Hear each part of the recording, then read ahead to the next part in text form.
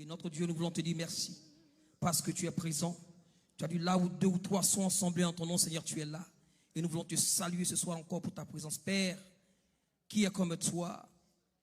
Oh, merci encore pour ta grâce que tu nous accordes d'être là ce soir dans ta présence. Nous voulons, Père de gloire, te célébrer, te rendre toute l'honneur, la gloire, la majesté divine, car tu es Dieu et tu demeures à jamais.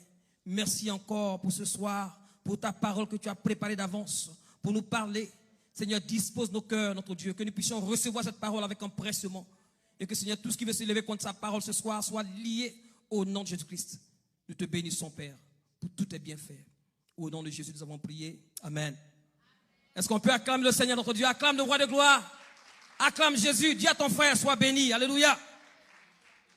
Sois béni. Alléluia. J'espère que chacun a passé une bonne fête de Thanksgiving. Alléluia. Vous avez passé une bonne fête de Thanksgiving? Amen, amen. Voilà, le Seigneur est fidèle. Voilà, donc, je voulais juste rappeler que depuis le début de cette année, nous avions pris le temps de prier pour l'illumination de nos yeux spirituels. Et notre texte de base de l'année 2023 était dans Éphésiens 1, verset 18, où Paul priait pour l'église d'Éphèse. Et ce qu'il disait à l'église d'Éphèse nous concerne aussi. Il disait que Dieu illumine les yeux de vos cœurs pour que vous sachiez quelle est l'espérance qui s'attache à son appel. Quelle est la richesse de la gloire de son héritage qu'il a réservé aux saints. Et aussi de l'infinie grandeur de sa puissance qui agit avec efficacité. Alors, nous avons pris le temps de prier depuis le début de cette année. Prier. Jour pour jour, mois pour mois, semaine, nous avons prié pour que Dieu illumine les yeux de nos cœurs. Illumine les yeux de nos cœurs pour que nous puissions voir sa provision divine. Dieu nous ouvre les yeux pour voir sa provision. Comme il a fait avec Agar qui était dans le désert. Et son fils qui mourait. Et dans ses pleurs, Dieu lui a ouvert les yeux. Il a vu le puits qui était là. Nous avions prié aussi, mes frères et sœurs, pour que Dieu nous ouvre les yeux pour sa protection divine. Nous avons vu l'exemple d'Élisée. Lorsque l'armée qui était venue contre lui pour l'attraper, d'Assyriens, la Bible dit que Élisée était sans crainte. Son serviteur est sorti, il a vu une armée qui les entourait. Et il a dit à son maître, Seigneur, nous sommes foutus. Regarde ce qui se passe. Et Élisée a dit, Seigneur, ouvre ses yeux pour qu'il puisse voir. Que nous devons voir, parce que nous avons la protection divine en tant qu'enfants de Dieu. Dieu a son armée pour protéger ses enfants. La Bible dit que l'ange de l'Éternel campe autour de ceux qui le craignent. Donc tu n'as rien à craindre. Quelles que soient les circonstances. Tu marches dans la volonté du Seigneur. La protection du Seigneur est là pour te garder. Alléluia. Nous avions prié aussi pour la direction divine. Vous avez vu l'exemple de Balaam, qui était corrompu par Balak pour aller maudire les enfants d'Israël. Il était sur son âne, il n'avait pas vu l'ange qui était là. Mais Dieu se révélait à lui. Dieu a ouvert ses yeux et puis il a vu l'ange. Nous avons besoin de voir que Dieu nous dirige par son esprit. La direction divine. Dieu illumine les yeux pour voir là où nous devons aller et là où il ne faut pas aller. C'est vraiment très important. Nous avons pris tout le temps depuis le début de cette année pour parler de ces 3 points très importants. Alors ce soir, je voulais parler des étapes qui favorisent la restauration. Des étapes de l'enfant de Dieu. Des étapes d'une église. Même d'une nation.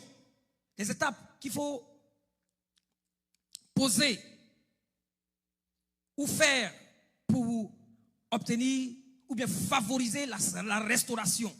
La restauration. Beaucoup d'entre nous ont besoin d'être restaurés dans chaque domaine de nos vies. Nous avons besoin de la restauration dans nos familles, la restauration dans notre corps, la restauration spirituelle, la restauration physique. Dans notre travail, nous avons besoin de la restauration. Et il y a des étapes que nous devons adopter pour recevoir, pour favoriser cette restauration. Alors nous allons lire ce soir dans Matthieu 20, versets 29 à 34. Matthieu chapitre 20, versets 29 à 34. Voici ce qu'il est dit. Il a dit, lorsqu'il sortit de Jéricho, une grande foule suivit Jésus. Et voici, 2 aveugles assis au bord du chemin entendirent que Jésus passait et crièrent, aie pitié de nous, Seigneur, fils de David.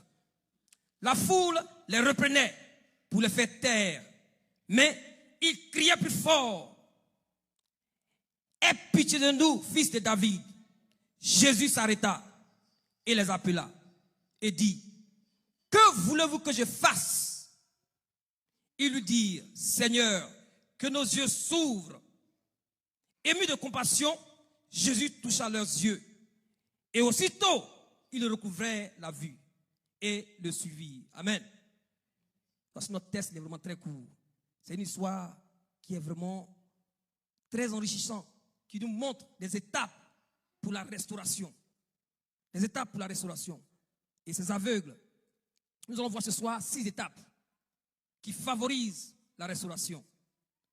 Ce texte nous parle de 2 aveugles que Jésus a restaurés. Jésus a restauré la vue de ces aveugles. Et ils sont devenus maintenant comme tout le monde. Parce que imaginez quelqu'un qui est aveugle. Sa condition. Et Jésus a opéré sa grâce. Il les a restaurés dans son amour. Vous savez, ces gens, ils étaient aveugles. C'était des mendiants. Donc, quand Jésus les a restaurés, mes frères et sœurs, ils ont arrêté de mendier. Ils ont arrêté maintenant de dépendre des hommes. Et quand quelqu'un est aveugle, il a besoin des gens pour l'aider. Souvent, il y a des gens qui sont aveugles, qui marchent avec des cannes, comme aux États-Unis ici. Au pays aussi, c'est la même chose, en Afrique. Voilà, donc, leur vie a été restaurée par la puissance du Seigneur. Alors, Dieu veut te restaurer ce soir. Il veut restaurer ta vie, mon frère, ma soeur. Il veut restaurer chaque aspect de ta vie. Mais il y a des pas, il y a des étapes qui doivent favoriser cette restauration. Est-ce que nous allons voir? Nous allons voir l'exemple des étapes qui favorisent la restauration. On nous parle ici des 2 aveugles. Alors, le mot aveugle signifie celui qui ne peut pas voir, celui qui manque la capacité physique de recevoir, de traiter, de comprendre les images produites par les rayonnements électromagnétiques. Vous voyez? En fait, ça veut dire que c'est celui qui est incapable de voir la lumière. Quelqu'un qui est aveugle, il est toujours dans le noir. Il est aveugle. Il parle de quelqu'un qui sont vraiment vrais aveugles. Il y a des gars qui sont pas aveugles, mais quand il parle d'aveugle, eux, ils étaient vraiment aveugles.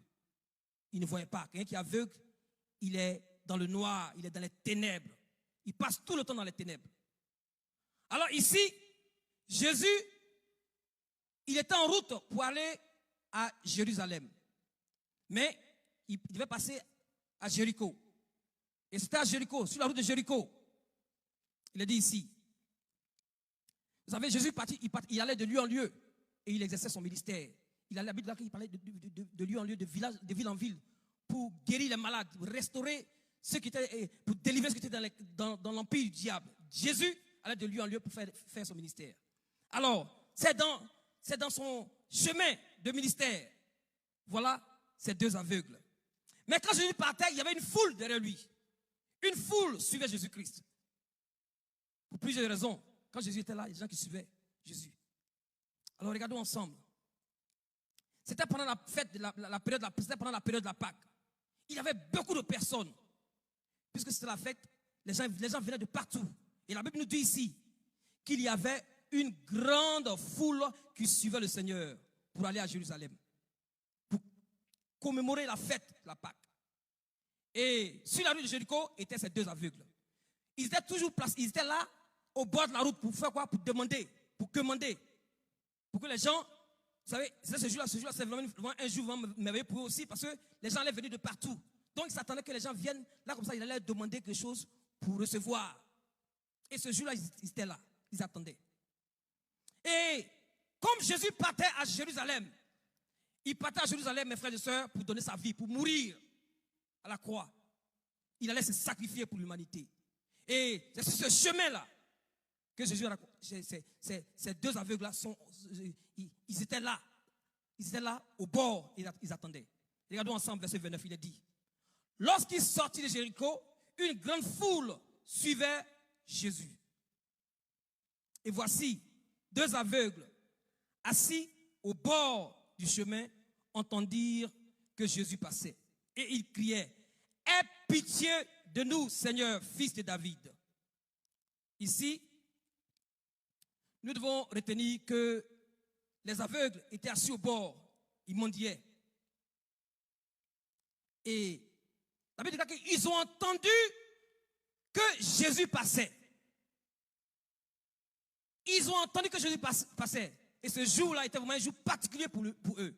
Il y avait tellement de personnes. Ils ont entendu que Jésus passait. Et qu'est-ce qui s'est passé? Comme ils ont entendu, la Bible dit qu'ils ont fait tout. Alors, ils vont faire quelque chose de vraiment très important pour recevoir la vue. Qu'est-ce qu'ils ont dit? Il a dit ici, et que ces aveugles ont commencé à crier. Ils ont commencé à crier. Mais pourquoi ils ont commencé à crier, mes frères et sœurs? Pourquoi ils ont commencé à crier? Peut-être parce qu'il y avait beaucoup de personnes, il y avait du monde, d'autres chantaient, d'autres peut-être parlaient. Si ils voulaient attirer l'attention de Jésus, ce n'était pas par des murmures, ce n'était pas en parlant doucement, mais il fallait crier. Parce qu'ils étaient aveugles, ils ne savaient pas où Jésus se trouvait. Jésus pouvait être peut-être derrière là-bas, ou bien de l'autre côté là-bas, ou bien peut-être même vers eux. Eux, ils ne savaient pas où Jésus se trouvait. Mais il fallait crier. Et c'était le seul moyen pour eux d'atteindre, ou bien d'attirer l'attention de Jésus-Christ. La Bible dit qu'ils ont crié. Ils ont crié. Et non seulement ils ont crié, mes frères et sœurs, ils ne savaient pas la position de notre Seigneur Jésus-Christ. Et alors, ils ont crié. Imaginez-vous l'atmosphère, ce peuple, cette foule qui est là, autour de Jésus. Ils ont entendu que Jésus passait. Et ils savaient que Jésus pouvait faire quelque chose à leur situation. Et il fallait crier, mes frères et sœurs, il fallait crier. Alors, le premier, ou bien je peux dire la première étape ici, que nous avons besoin de faire, c'est de crier pour la présence du Seigneur dans la prière. Si nous voulons être restaurés, si nous voulons favoriser la restauration dans nos vies, dans chaque domaine de nos vies, nous avons besoin de crier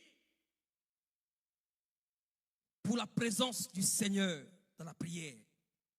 Il faut crier pour la présence du Seigneur. Nous devons chercher le Seigneur dans la présence. Nous devons chercher sa présence, mes frères et sœurs. Nous devons chercher sa présence afin de recevoir la restauration.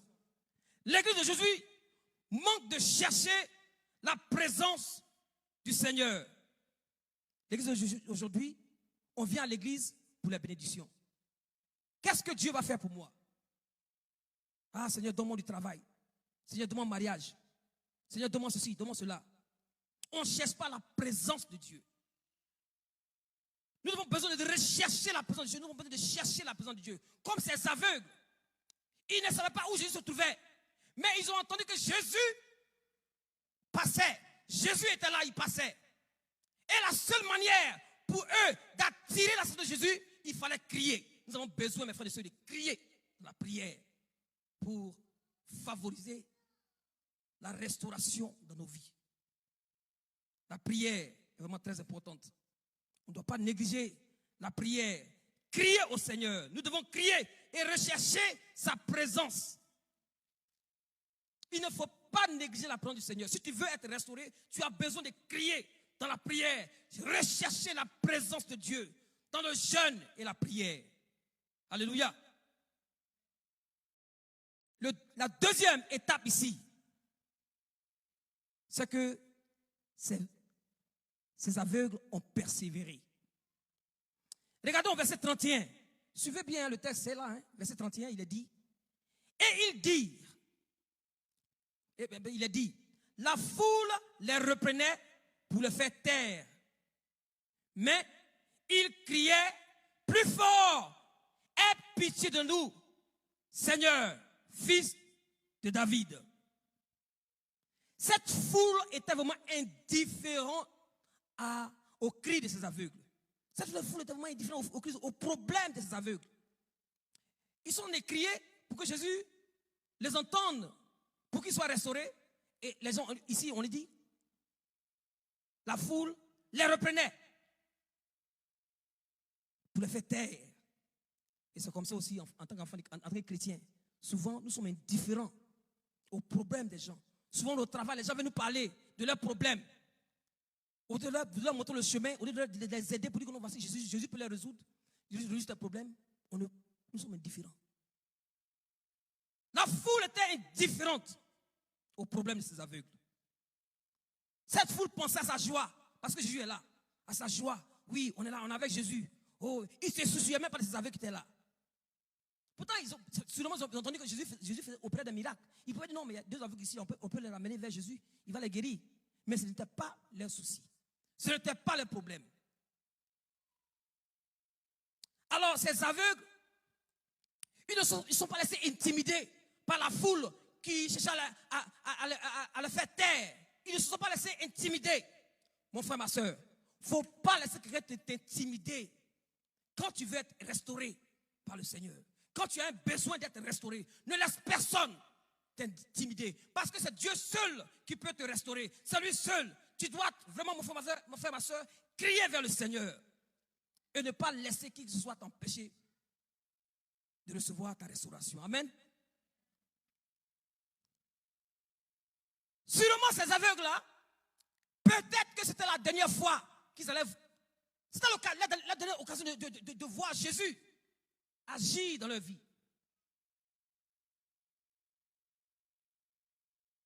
Et parce que Jésus même partait, il allait à la croix, il allait à Jérusalem pour mourir. Jésus n'allait plus revenir. Il ne faut pas rater cette opportunité d'être restauré. Ne laisse personne t'empêcher de chercher le Seigneur pour la restauration de ta vie, de ta famille. Et c'est ce que ces aveugles ont fait. Ils ont crié plus fort. Fils de David. Et ce fils de David, c'est le nom messianique de Jésus. Fils de David. Bien que ces gens étaient indifférents, ces aveugles ont persévéré. Mon frère, ma soeur, il faut persévérer. Comme ces aveugles. Quand tu cherches la présence de Dieu, il ne faut pas dire parce que j'ai prié une fois, oh c'est fini. Il faut continuer à persévérer. Ces aveugles n'ont pas dit non, bon, ils ne nous ont pas entendus, donc on va les laisser partir. Il n'a rien dit. Mais ils ont crié plus fort, bien que les gens leur ont dit, vous là, taisez-vous. Ils ont dit non. Ils ont crié en disant, Jésus, fils de David, aie pitié de nous. Et Jésus, par la suite, il a dit quoi? Regardons ensemble. Il a dit clairement ici que ces aveugles ont crié. Nous devons persévérer. Ces aveugles étaient conscients de leurs besoins. Ils étaient conscients de la grâce et de la puissance qui se trouvait en Jésus-Christ. Alors ces aveugles ont crié plus fort. Aie pitié de nous, Seigneur, fils de David. Vous savez, Jésus désire répondre à nos cris. Nous devons comprendre que Jésus désire répondre à nos cris de détresse. Souvent à la maison, c'est vraiment difficile. Tu ne sais pas comment faire. Tu ne peux même pas prier. Tu dis, ah Seigneur, oh Seigneur. Jésus veut répondre à nos cris. Il veut répondre à nos moments de détresse.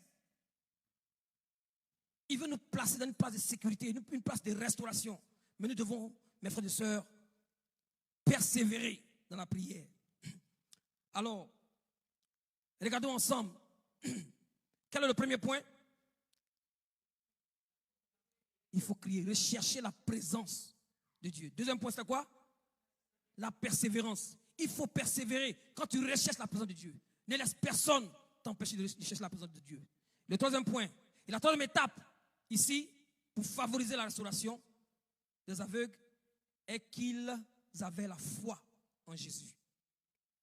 Ils avaient la foi. Ils avaient la foi au Messie. Jésus-Christ qui est le Messie. Parce qu'ils ont commencé à crier plus fort. Et ils ont dit, aie pitié de nous, Seigneur, fils de David. Seigneur, fils de David. C'est le côté messianique de Jésus-Christ. Ces aveugles n'ont pas vu Jésus, mais ils ont entendu. Ils ont entendu. Et c'était vraiment assez pour eux, pour persévérer et crier. Ils ont cru en Jésus. Et c'était la raison ils sont mis à crier plus fort. Ils ont cru en Jésus-Christ. Ils ont cru que Jésus pouvait permettre qu'ils allaient recevoir la restauration. Ces aveugles avaient la foi au Messie. Nous devons, mes frères et sœurs, nous devons totalement et entièrement mettre notre foi au Seigneur Jésus-Christ. Mets ta foi en Jésus-Christ. Il dit, mon juste va vivre par la foi. Vous savez, sans la foi, il est impossible d'être agréable à Dieu. On a besoin d'avoir la foi pour toutes choses. La foi nous amène sur le terrain qui favorise la restauration. Et ces aveugles avaient la foi.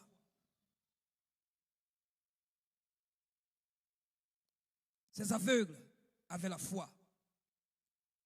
Nous devons avoir le comportement de ces aveugles, mes frères et sœurs. C'est vraiment très important. Nous devons avoir le comportement de ces aveugles. La foi. Ce n'est pas la foi qui relâche quand les choses commencent à devenir dures. Ou bien quand on sent que je ne vois rien. Mais tu continues. Par la foi, tu persévères. Tu ne relâches pas. Nous devons avoir le comportement de ces aveugles. C'est vraiment important pour la restauration de notre vie. Non seulement nous devons persévérer dans notre communion avec le Seigneur, nous devons aussi mettre notre foi en lui et compter sur lui seul. Et c'est lui seul qui peut nous délivrer et nous restaurer. Il a dit ici, quand ils ont crié pour la deuxième fois, il a dit, et Jésus s'est arrêté. Jésus s'est arrêté et il a fait quoi? Il les a appelés. Et ça ici, c'est vraiment très important. Un point très important. La quatrième étape. Nous devons venir à Jésus. Jésus les a appelés. Ils ne sont pas restés là où ils étaient. Ils sont venus. Malgré les conditions d'aveugle, ils ne savaient pas, sans doute, ils ne savaient pas où était Jésus. La Bible dit que Jésus les a appelés. Sans doute, ils ont entendu la direction de la voie d'où Jésus était. Et ils sont allés vers Jésus. Ils sont allés vers Jésus. Nous devons venir à Jésus. Quelles que soient les situations que tu traverses, les problèmes que tu traverses, il faut venir à Jésus. Viens à Jésus. Nous devons répondre à l'appel de Jésus-Christ pour notre conversion. C'est-à-dire pour ceux qui n'ont pas Jésus-Christ, Jésus t'appelle. Pour toi qui as Jésus-Christ, Jésus t'appelle à le servir. La Bible dit que Jésus dit, venez à moi, vous qui êtes fatigués et chargés, je vais vous donner du repos. Jésus veut donner du repos. Il veut te restaurer. Il veut restaurer ta famille. Nous devons venir à Jésus-Christ. Pour que nous soyons restaurés. Pour favoriser la restauration de ta vie, de ta famille, il faut venir à Jésus. Il faut venir à Jésus. Alléluia. Nous devons venir à Jésus. Venir à Jésus. Et ces aveugles se sont approchés du Seigneur. Il est dit ici, Jésus leur a demandé, que voulez-vous que je fasse? Mais Jésus savait bien qu'ils étaient aveugles. Jésus leur a demandé, que voulez-vous que je fasse? Que voulez-vous que je fasse? Que voulez-vous que je fasse? Nous devons comprendre ici que nous devons être vraiment précis. Être précis dans nos prières avec Jésus. C'est-à-dire qu'il y a des situations dans lesquelles je te trouve. Et il y a un sujet qui va débloquer tous les autres sujets de ta vie. Il y a un sujet de prière que tu as. Souvent on parle trop. Il y a un sujet dans la situation dans laquelle tu te trouves qui peut débloquer toutes les autres situations. Ce sujet-là, faut partir avec ce sujet-là à Jésus. Il faut être précis dans ta prière avec Jésus.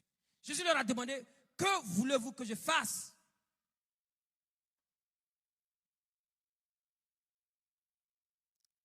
le cinquième point ici, ou bien la cinquième étape, est que nous devons dire exactement ce que nous voulons. La cinquième étape, nous devons dire au Seigneur ce que nous voulons. C'est-à-dire, nous, dans nos prières, nous devons vraiment être sincères. Il faut être sincère dans ta prière. Demande au Seigneur ce que tu as besoin. Il a demandé, que voulez-vous que je fasse? Il allait leur répondre, Seigneur, qu'on recouvre la vue. Qu'on recouvre la vue. Quel est ton besoin? Il faut être précis dans ta prière. Il faut être précis parce que Dieu veut agir dans ta vie. Il faut être précis. Il veut te restaurer. Il faut être précis. Et Jésus voulait savoir ce qu'il voulait. Nous devons dire exactement au Seigneur, avec foi, ce que nous voulons. Ces aveugles ont dit à Jésus ce qu'il voulait. Il lui dit, Seigneur, que nos yeux s'ouvrent, que nos yeux s'ouvrent. Et il a dit, et ému de compassion, Jésus toucha les yeux et aussitôt il recouvrait la vue. Et la sixième étape ici, pour la restauration, pour qui favorise la restauration, la Bible dit que, et quand Jésus a touché les yeux, ils ont fait quoi? Ils ont suivi Jésus. Ils ont suivi Jésus. Ces aveugles-là n'étaient pas des personnes ingrates. Il y a beaucoup de personnes que Jésus fait. Il opère des miracles dans leur vie. Au temps de Jésus, il y avait beaucoup de gens. Jésus les a bénis. Au lieu de revenir, rechercher à suivre Jésus-Christ, ils ne sont même plus revenus. Les deux aveugles pouvaient se dire, ah, mais tu vois, je vois, ah, mais vraiment, Pierre, ça va? Oui, ah oui, Paul, ça va? Bon, allons à la maison. Non. Quand ils ont été restaurés, mes frères et sœurs, ils ont suivi Jésus. Ils n'étaient pas ingrats. Beaucoup de personnes autour de Jésus-Christ étaient ingrats. Jésus a opéré des miracles dans leur vie. Plusieurs personnes, mais ils ne sont jamais revenus. Ils ont continué leur chemin. Bien, c'est-à-dire, je dis, pitié de moi, il était guéri, pouf, tu es parti. Même pas de témoignage, même. Mais quand Jésus fait quelque chose dans ta vie, mais reste avec ce Jésus-là. Suis-le. Il ne faut pas être ingrat et puis fuir.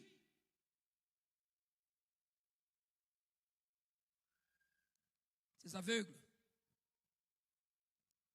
ont commencé à suivre Jésus. Nous devons suivre le Seigneur, mes frères et sœurs. Nous ne devons pas être ingrats.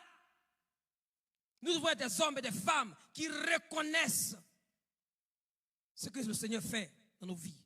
C'est-à-dire, c'est vraiment quelqu'un qui reconnaît, c'est quelqu'un qui est rempli d'humilité. Il reconnaît que si ce n'était pas Jésus là, il n'allait pas être ici à tout moment. Il est prêt à abandonner sa vie entre les mains du Seigneur. Jérémie 29, verset 13 dit, vous me chercherez et vous me trouverez. Si vous me cherchez de tout votre cœur. Et ces aveugles ont cherché Jésus de tout leur cœur, de tout leur cœur. Et ils ont trouvé la restauration. Jésus dit que si vous me cherchez de tout votre cœur, vous me trouverez. Nous devons chercher le Seigneur, nous devons le suivre, nous devons chercher le Seigneur. Dans quelques temps, mes frères et sœurs, nous allons commencer notre temps de jeûne et prière. Le 31 décembre. Nous allons prendre le temps vraiment de prier le Seigneur. Et c'est vraiment important, je voulais vraiment encourager chacun de nous. C'est vrai que tout le monde n'est pas là ce soir. Nous allons prendre le temps de jeûne et prière. Et vous avez vu ces étapes-là. Et ces aveugles. Ils ont recherché la présence du Seigneur. Ils n'ont pas laissé qui que ce soit venir les empêcher à rechercher la présence du Seigneur. La Bible dit que quand la foule a cherché à le faire taire, ils ont crié plus fort. Il ne faut pas laisser qui que ce soit t'empêcher pendant ce temps de prière. Nous allons prendre 31 jours de prière dans quelques jours. Nous allons commencer ce temps de prière. Ne reste pas à l'écart. Engage-toi dans ce temps de prière, mon frère, ma soeur. 31 jours de jeûne. Le Seigneur va préparer les sujets pour nous. Le Seigneur a déjà tout pourvu pour nous, pour qu'on puisse vraiment prendre ce temps de jeûne à prière. Ce temps de jeûne. Nous devons, mes frères et sœurs, nous engager dans ce temps de prière et ne pas négliger ce temps de prière, mes frères et sœurs. Si nous voulons être restaurés, si nous voulons la restauration dans nos vies, si nous voulons la restauration, souvent, les gens qui traversent des situations difficiles. Mais Dieu t'appelle à venir à lui, dans le jeûne et la prière. Mais si tu négliges, comment tu pourras recevoir cette restauration? Il y a la situation que tu traverses. Comment tu peux recevoir cette restauration? Il faut, pour favoriser cette restauration, il faut chercher le Seigneur. Il faut persévérer. Il faut venir avec foi. Que ces aveugles-là soient un exemple pour nous, mes frères et sœurs, pour que nous puissions être restaurés. Jésus est le même hier, aujourd'hui, éternellement. Il n'a pas changé, mes frères et sœurs. Nous allons prendre le temps de jeûne. Et regardons ensemble. Pourquoi nous prenons ce temps de jeûne? Depuis le début de l'année, nous prenons des temps de jeûne. Mois pour mois. Nous prenons des temps de jeûne. Maintenant, en décembre, nous allons prendre 31 jours de jeûne. C'est un jeûne partiel. Nous allons prendre 31 jours de jeûne. Nous allons prendre ce temps de jeûne vraiment pour humilier nos cœurs. Humilie ton cœur par le jeûne et la prière. Il ne faut pas que la nourriture soit un piège pour toi. Tu as mangé, voilà, Thanksgiving, turkey, tu as mangé turkey, tu as mangé tous les ndolés, tout ça là. Maintenant, là, il faut mettre tout ça à côté. Il faut maintenant chercher maintenant la face du Seigneur. Hein? Les placalis, il faut tout ça aussi. Maintenant, il faut chercher maintenant la face du Seigneur. Nous devons maintenant nous humilier, mes frères et sœurs, afin de voir la gloire de Dieu dans nos vies, afin de voir la gloire de Dieu dans l'église. Nous devons rechercher la présence du Seigneur dans le jeûne et la prière. Nous avons besoin de persévérer jusqu'au bout. Il ne faut pas relâcher. Il faut persévérer. Quand on va dire qu'on sera sur la ligne, il faut te connecter sur la ligne. Peut-être que tu es au travail, peut-être que tu ne peux pas parler, mais au moins tu es connecté. Du fait que tu sois connecté là, c'est déjà une bonne chose. Avec tes écouteurs. Fais tout ton effort pour te connecter à ce temps de prière. Parce que Dieu veut manifester sa gloire dans ta vie. Dieu veut agir, il veut changer la situation. Peut-être que ce n'est pas pour toi, mais c'est pour ta soeur qui est à côté. Ta soeur, même père, même mère. Ou bien c'est pour ton papa. Ou bien c'est pour ton enfant. Connecte-toi, mon frère, ma soeur. Dieu voit. Si tu fais cela de tout ton cœur, tu vas voir que Dieu va agir dans la situation. Amen. Est-ce que vous comprenez ce que j'en ai dit, mes frères et sœurs? Nous devons persévérer dans notre temps de jeûne et de prière. Et nous devons être sincères et ne pas être hypocrites. Vous savez, il y a le vrai jeûne qui favorise la restauration et qui amène des temps de rafraîchissement. Regardons ensemble dans Ésaïe 58. Dieu parle ici du vrai jeûne. Le vrai jeûne, c'est le jeûne selon Dieu. Et il y a aussi le jeûne selon l'homme. Ésaïe 58, verset 1 à 6. Et Dieu a dit à son prophète, Ésaïe, d'aller parler aux enfants d'Israël. Regardons ensemble. Il dit, crie à plein gosier, ne te retiens pas. Élève ta voix comme une trompette et annonce à mon peuple ses iniquités. À la maison de Jacob, ses péchés. Tous les jours, il me cherche, il veut me connaître, il veut connaître mes voies. Comme une nation qui aurait pratiqué la justice et n'aurait pas abandonné la loi de son Dieu. Il me demande des arrêts de justice. Il désire l'approche de Dieu. Que nous sert-il de jeûner si tu ne le vois pas, de mortifier notre âme si tu n'y prends point égard? Voici le jour de votre jeûne. Vous vous livrez à vos penchants. Vous traitez durement tous vos mercenaires. Voici, vous jeûnez pour disputer et vous querellez, pour frapper méchamment du poing. vous ne jeûnez pas comme le veut ce jour, pour que votre voix soit entendue en haut. Est-ce là le jeûne auquel je prends plaisir, un jour où l'homme humilie son âme, courber la tête comme un jonc et se coucher sur un sac et la cendre?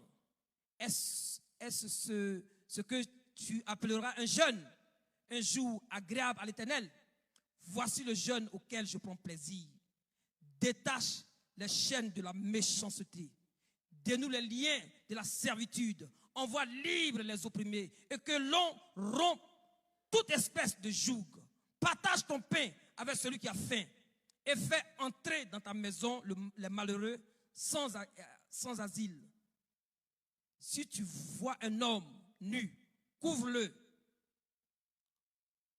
en ne te détournant pas de ton semblable. Alors ta lumière poindra comme l'aurore et ta guérison germera promptement.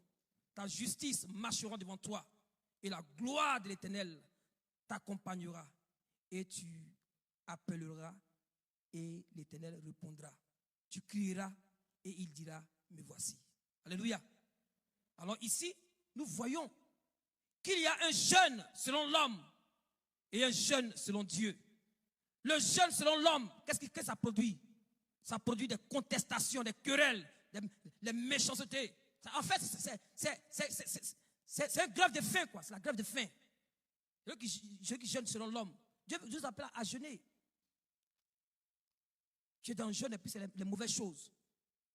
Mais ici, il nous dit clairement, voici le jeûne qui plaît à Dieu.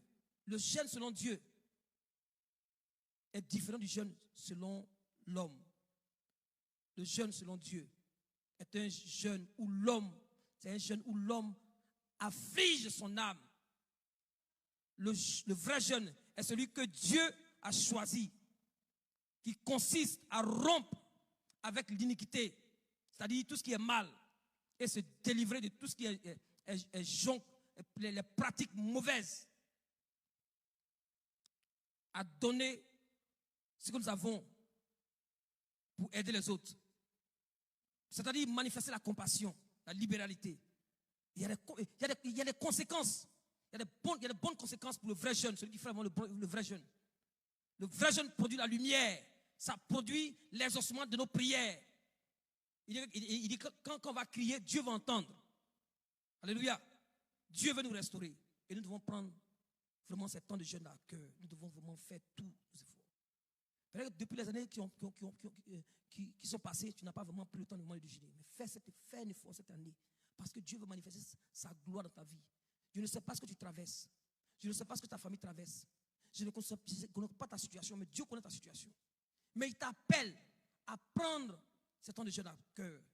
Comme ces aveugles qui ne sont pas contentés de leur situation, mais ils ont cherché le Seigneur. Ils ont persévéré. Avec foi, ils ont continué jusqu'au bout pour qu'ils puissent être restaurés.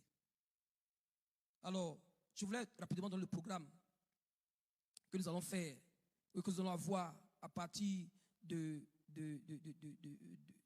29. Donc, voici le programme ici. Le programme à partir du 29. Le 29 novembre, chacun de nous va prier à la maison. Tu vas prier chez toi pour remercier le Seigneur. Donc, le 29, le jour du 29, je parle de ce mois de novembre, 29, chacun de nous va prendre le temps vraiment pour remercier le Seigneur. On ne sera pas sur la ligne. Tu vas prendre le temps à la maison pour remercier le Seigneur. Remercier le Seigneur pour ta famille. Remercier le Seigneur pour tous ses bienfaits.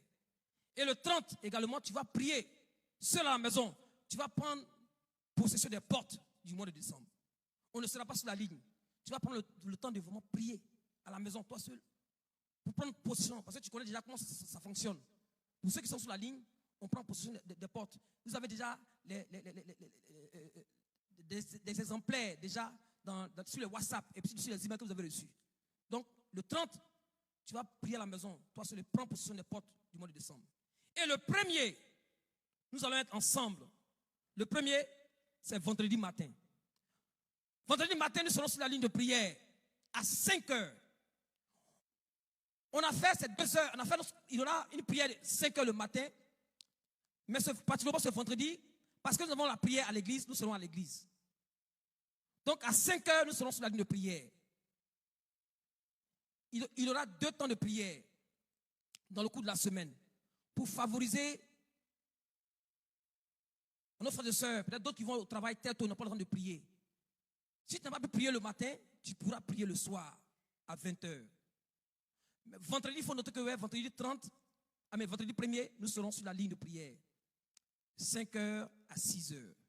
Et le soir, nous serons à l'église de 19 heures à 21 heures. Samedi, nous allons nous retrouver sur la ligne de prière à 13 heures. De midi à 13 heures. Chaque samedi, nous serons sur la ligne de prière de midi à 13 heures. Parce que le programme, chaque samedi de midi à 13 heures, nous serons sur la ligne de prière. Maintenant, dans la semaine, nous serons sur la ligne de prière de 5 heures à 6 heures. Du lundi jusqu'au vendredi. Mais notez que vendredi, nous serons à l'église. Donc lundi, de 5 heures à 6 heures. Et le soir, de 20 heures à 21 heures. Voici le programme, de lundi à vendredi. 5 heures à 6 heures. Mais vendredi, nous serons à l'église. Vendredi à l'église, dimanche à l'église, samedi à midi, à midi jusqu'à 13 heures. Donc voici le programme. Vous pouvez aussi consulter le WhatsApp, parce que maman Taré et puis maman Kassi vont envoyer le programme. Donc voici, je voulais déjà vous communiquer le programme de notre temps de jeûne de prière. Et vous encourager à prendre ce temps de jeûne de prière à cœur. De persévérer, parce que Dieu veut nous restaurer. Il veut nous restaurer. Il veut nous restaurer spirituellement, dans ta marche avec le Seigneur. Il veut restaurer ta marche, ta communion avec le Seigneur. Donc, il ne faut pas négliger le temps de prière. Si tu veux avoir une vie de prière vraiment constante, il faut te connecter. Parce que Dieu a déjà tout préparé. Mais tout dépend maintenant de nous. Ça dépend maintenant de nous. Est-ce que nous vraiment désirons, comme ces aveugles qui désiraient recouvrir la vue? Ils n'ont pas relâché, ils ont persévéré avec foi. Amen. Alors on va se tenir debout pour prier et remercier le Seigneur ce soir pour sa parole. Tu as entendu ce qui favorise la restauration. Ces étapes qui favorisent la restauration. Maintenant, tout dépend de toi. Est-ce que tu veux être restauré? Est-ce que tu veux que la situation dans laquelle tu te trouves change? Est-ce que tu veux que la situation pour ta soeur, pour ton père, change? Connecte-toi. Connecte-toi. Alors prions ensemble en Jésus-Christ et remercions le Seigneur pour sa grâce. Seigneur notre Dieu, nous voulons te dire merci encore pour ta fidélité. Tu es le Dieu qui nous appelle à prendre des temps, Seigneur, ce temps de jeûne du 31. Seigneur, notre Dieu, 31 jours, notre Dieu, pour rechercher ta face.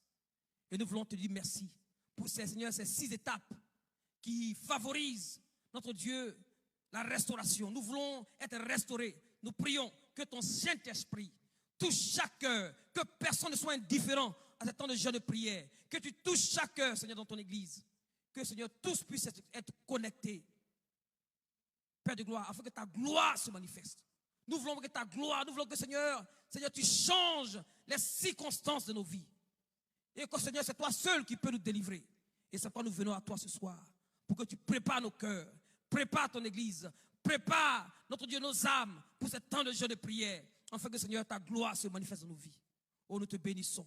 Merci encore pour ta parole. Merci que cette parole demeure en nous et qu'elle porte du fruit pour ta gloire et que tout ce qui veut se lever contre ta parole soit renversé au nom de Jésus-Christ. Bénis ton peuple pour la gloire de ton Saint-Nom. Sois béni, Père. Au nom de Jésus, nous avons prié. Amen.